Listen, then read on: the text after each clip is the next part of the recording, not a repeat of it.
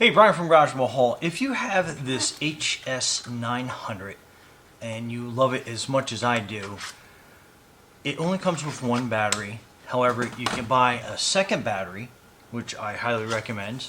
I've actually bought in a couple of these, so I can have hours and hours of flight time throughout the day, as long as I'm like recharging them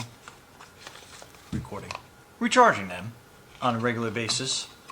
So basically what I do is I have a set of 3 batteries, one that I have in a drone, and then I have a second pair that I always keep on a charger. So when this drone comes down, I can turn it off, swap out, put a second battery in, put that on a charger, and then I got a third one ready to go.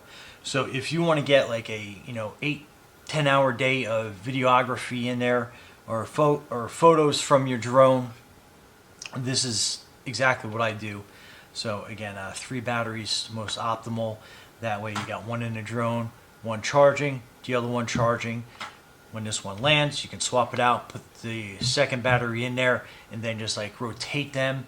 And by the time you are ready, you will have the third battery, if you get a third battery, and the second battery ready to go.